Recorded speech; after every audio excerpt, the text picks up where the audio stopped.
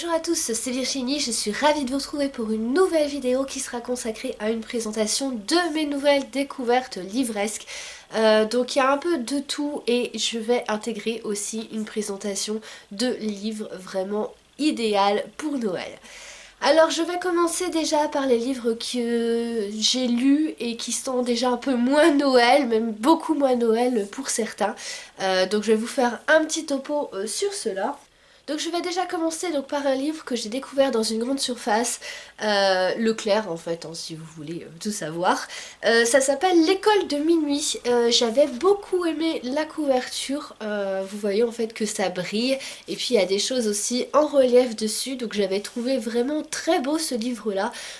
L'histoire aussi m'avait beaucoup intriguée. Donc là en fait on suit les péripéties d'un jeune qui est mi-humain, mi-vampire.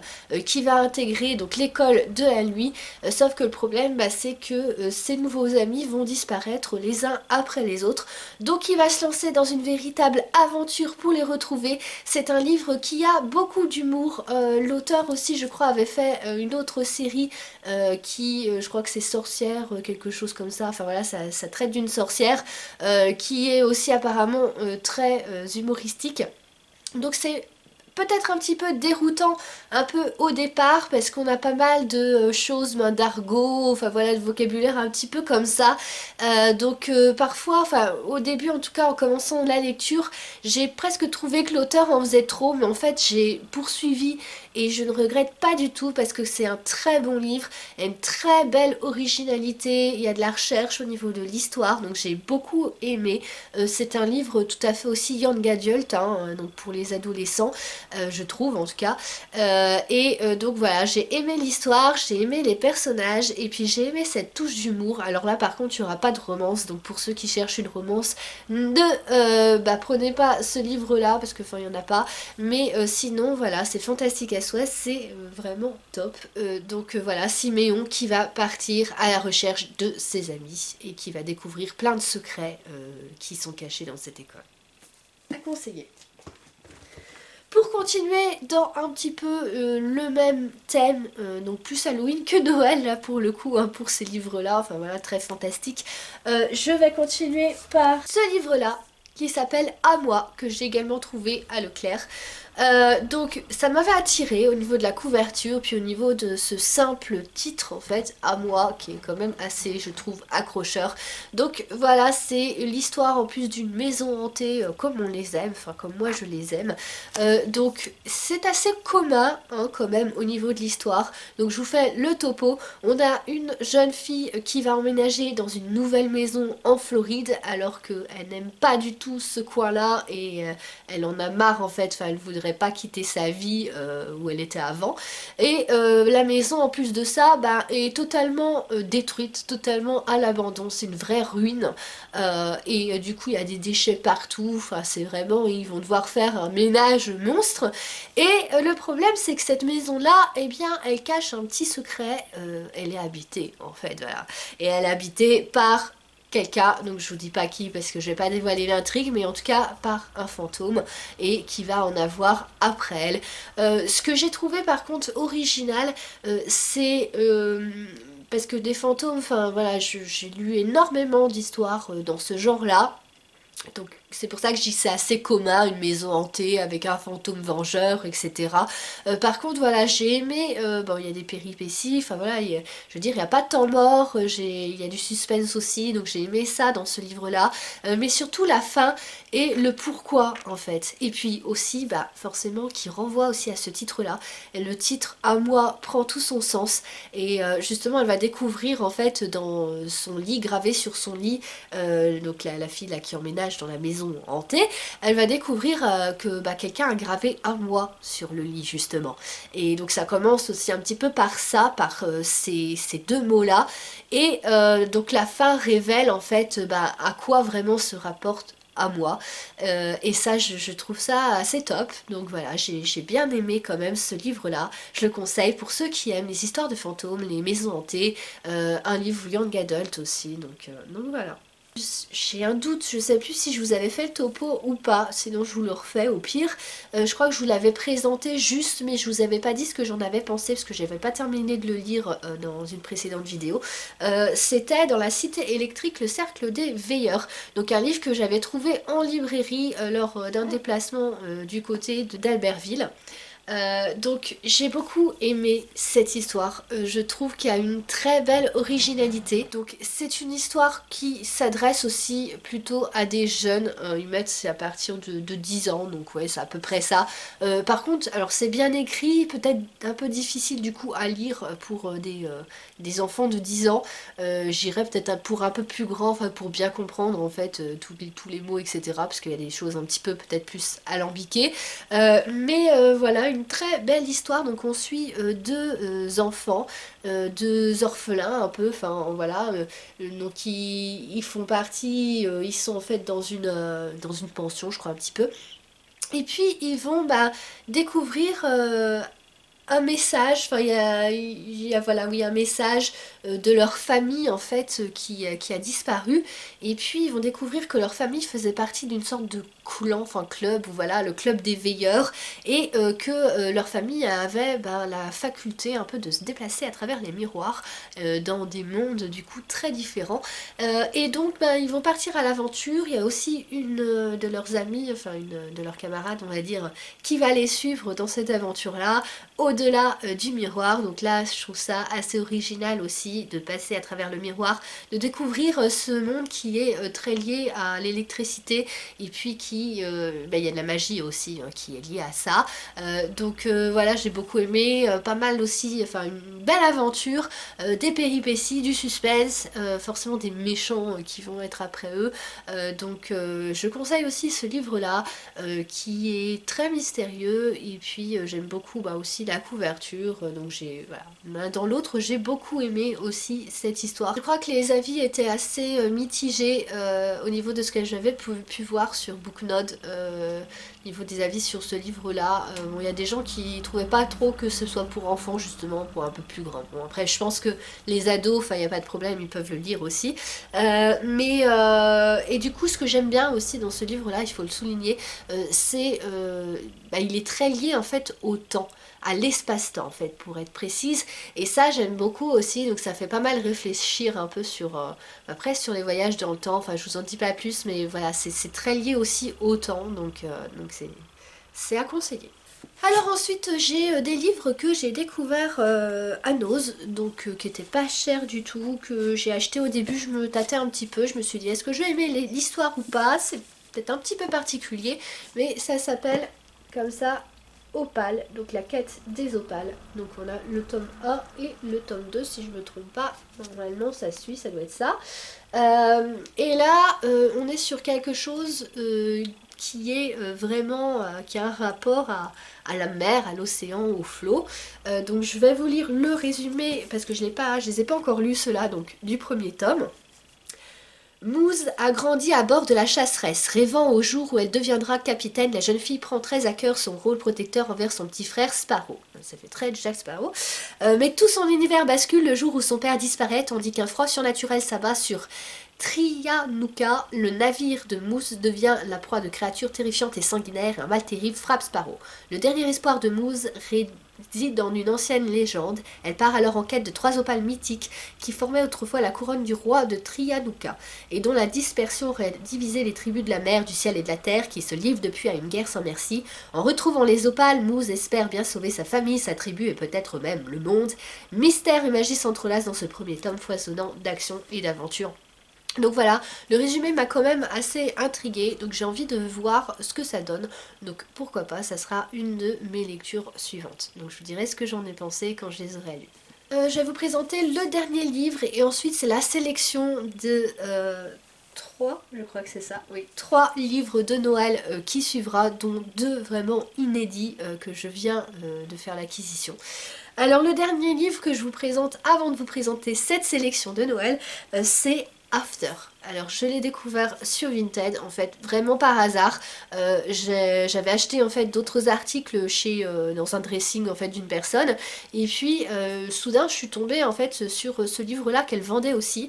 Donc je l'ai intégré en fait au lot que j'ai acheté chez elle. Et en plus ben, la personne juste voilà, pour info a été, je le présenterai peut-être aussi dans une autre vidéo, enfin on verra, mais elle a été super sympa, elle m'a fait de super petits cadeaux avec des échantillons de Coco Chanel et puis une trousse aussi en velours Coco Chanel, enfin c'était super top. Et donc du coup ici on a After.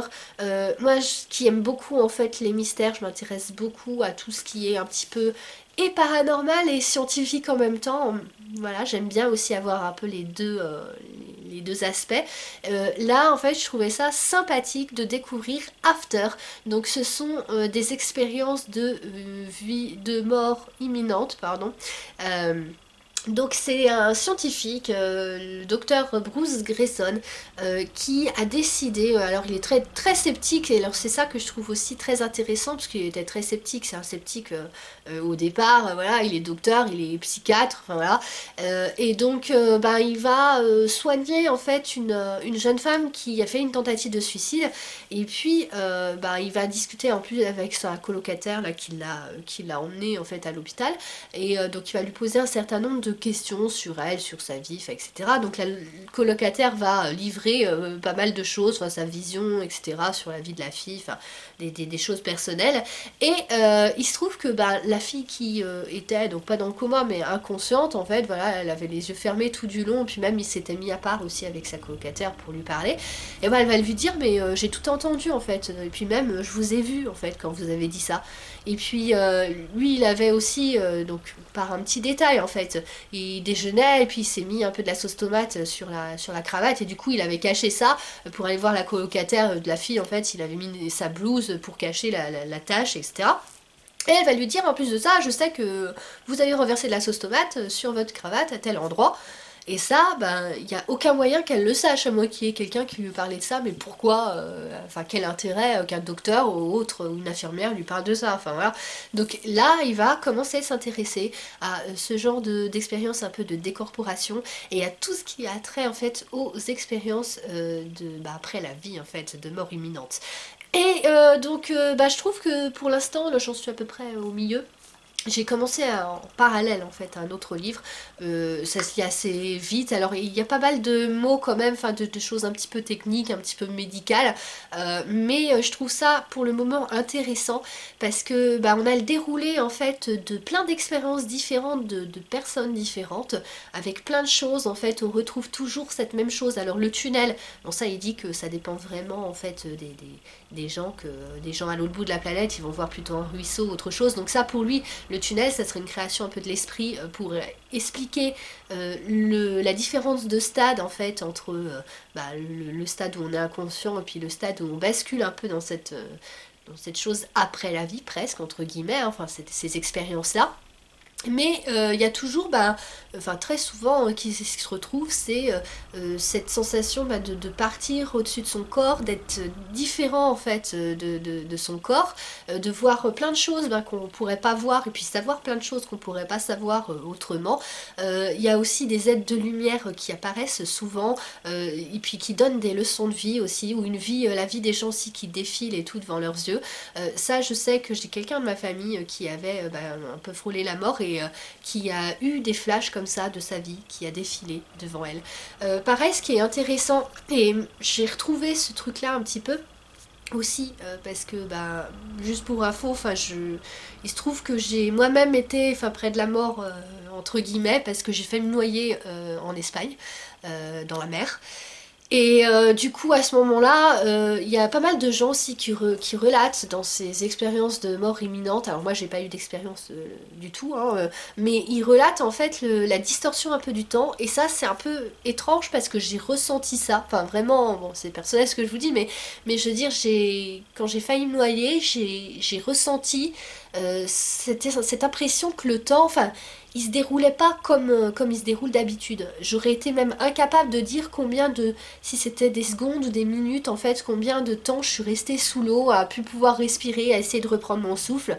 Et Donc c'était voilà, c'était très bizarre. Et puis bizarrement j'étais pas du tout paniquée, j'étais très calme alors que je suis plutôt du genre stressée et compagnie. Mais là j'étais très calme et d'un seul coup c'est comme s'il y avait quelque chose qui me disait, une voix intérieure en gros qui me disait mais reprends-toi, il faut que tu partes de là sinon tu vas mourir. Donc et là j'ai trouvé la force, je ne sais comment, de me sortir en fait de l'eau.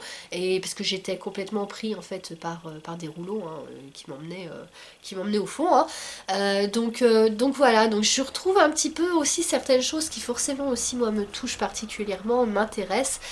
Donc un beau livre aussi à lire. Alors si vous n'avez pas peur aussi du vocabulaire un petit peu technique, un petit peu médical, un peu scientifique aussi. Mais voilà, je trouve qu'il fait bien la part des choses ce docteur-là, entre ce qui est explicable, ce qui l'est pas, ou du moins pas pour l'instant, ce qu'il sait, ce qu'il découvre en fait enfin la signification en fait qu'il porte à ce genre d'expérience là. Il a fait plein de tests, plein d'expériences. Donc voilà, si ça vous intéresse et ce genre de choses vous intéresse, je vous conseille ce livre là. Alors il est un petit peu ça véhicule pas mal d'émotions hein, parce que forcément bah, on voit un petit peu aussi le côté bah, triste hein, aussi de la vie hein, de certaines personnes qui, comme je disais, il y en a certaines qui ont fait des tentatives de suicide. Il y en a d'autres qui ont eu des accidents vraiment très graves. Donc voilà, ça aborde aussi quand même ces sujets-là qui sont moins top, quoi, bien sûr, qui sont tristes. Mais voilà, je trouve que c'est intéressant pour ceux qui s'intéressent un peu au mystère de la vie ou d'après la vie. Donc les derniers livres que je souhaitais vous présenter, voilà ma sélection de Noël. Je vous remontre très rapidement, je vous avais déjà présenté un livre comme ça que j'avais reçu je crois l'année dernière avec un petit flocon là qui pend, qui est vraiment sympa. C'était Santa Love Story. Je ne crois pas, enfin j'avais vraiment le doute sur ce livre là en me disant est-ce que je l'ai lu, est-ce que je l'ai pas lu. J'avoue que j'en ai plus aucun souvenir si je l'ai lu, mais je ne crois pas. Je crois juste que je vous l'avais présenté rapidement. Mais donc c'est une succession, je crois, de nouvelles. Je crois que c'est plus des nouvelles, enfin ou en tout cas des petites nouvelles comme ça. Arpenter des montagnes enneigées, faites une promenade en traîneau, concourez au Noël Master ou dégustez un chocolat chaud accompagné de sa chantilly. Nos 4 autrices vous font voyager dans 4 univers différents avec une même thématique, l'amour qui unit le père et la mère Noël.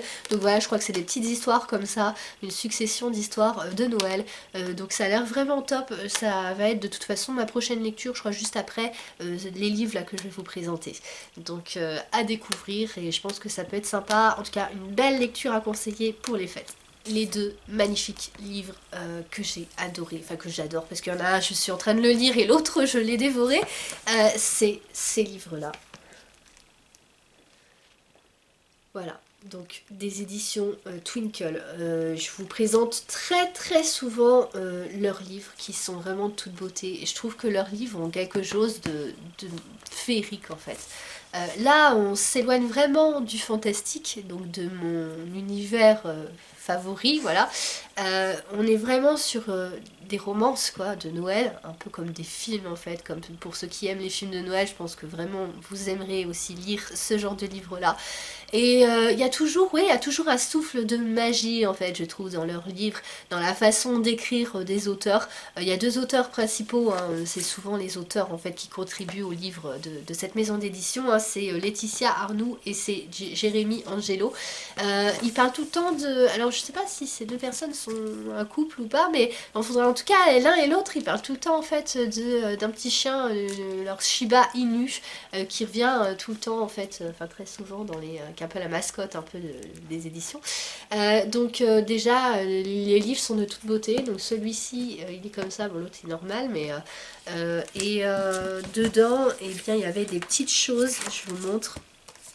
Donc là on avait des marque-pages, voilà le petit chien dont je parlais. Et puis ici vous avez un livre de recettes. Donc là en plus c'est sur le Pays de Galles, donc vous avez plein de recettes du Pays de Galles pour vous amuser, voilà, pour les tester pour Noël, pourquoi pas. Bon c'est un peu particulier pour certaines recettes, enfin faut aimer voilà, un peu les découvertes culinaires. Et j'ai donc adoré ce livre-là que j'ai lu d'une traite.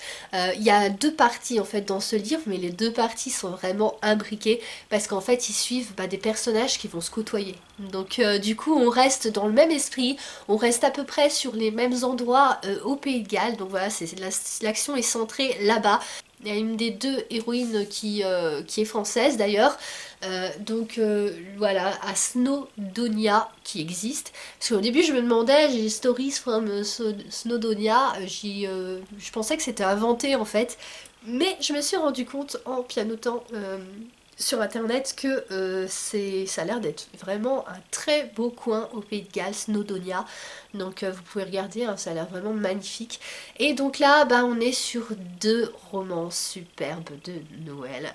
La première, elle suit Laurine. Alors ça se passe dans les années 1900 en gros, hein.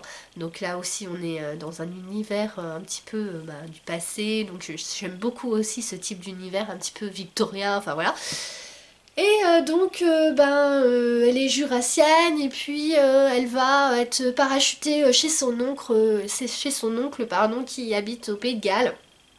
Et puis elle va faire la connaissance de son majordome qui pour le moment, qui au début n'est pas très sympathique avec elle.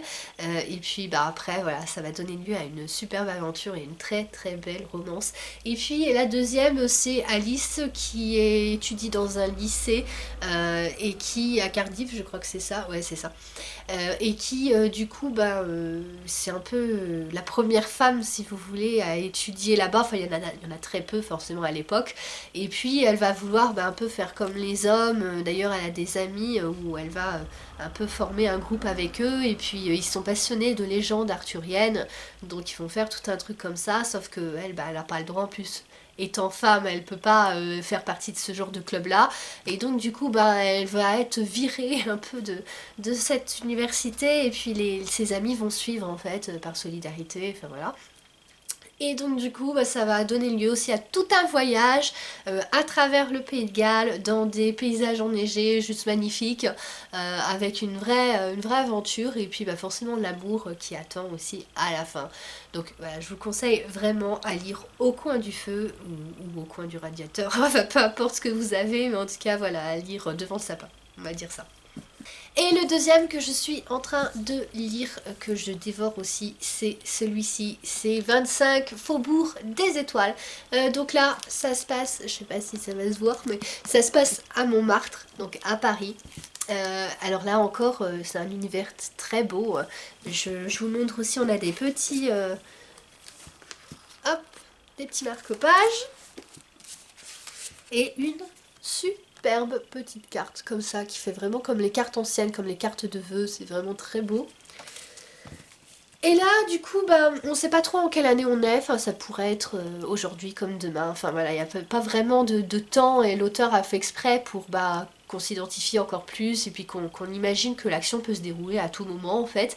Et du coup là on suit Avril qui est une jeune femme qui a hérité d'une petite boutique à Paris, donc près de Montmartre, que sa tante avait, donc sa tante lui a tout légué. Il y a aussi un petit appartement qui faisait partie de cette boutique là, donc elle a tout hérité, et puis elle a décidé de rouvrir cette boutique là et puis d'en faire quelque chose avec ce qu'elle aime faire. Donc elle aime beaucoup créer des bougies, donc elle crée plein de bougies parfumées à toutes les odeurs imaginables. Elle fait plein de parfums différents avec des touches de cannelle, des touches de bergamote, enfin vraiment des choses très Noël, voilà.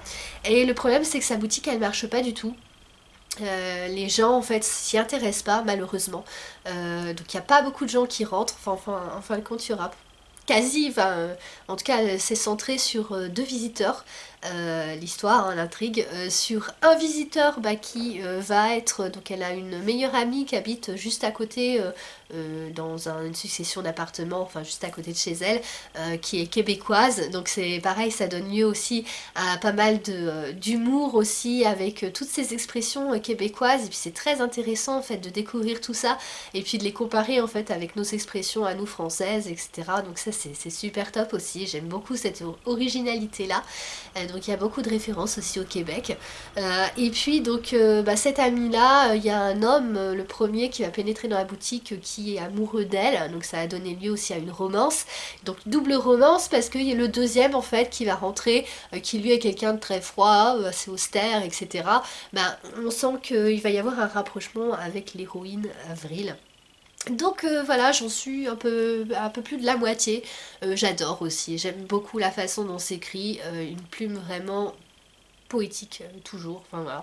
Donc j'aime beaucoup ce livre là, je vous dirai ce que j'en ai pensé réellement, je préfère le finir aussi avant de donner un avis complet. Mais je vous le conseille également, une super romance pour passer les fêtes avec plein de bonheur. Voilà.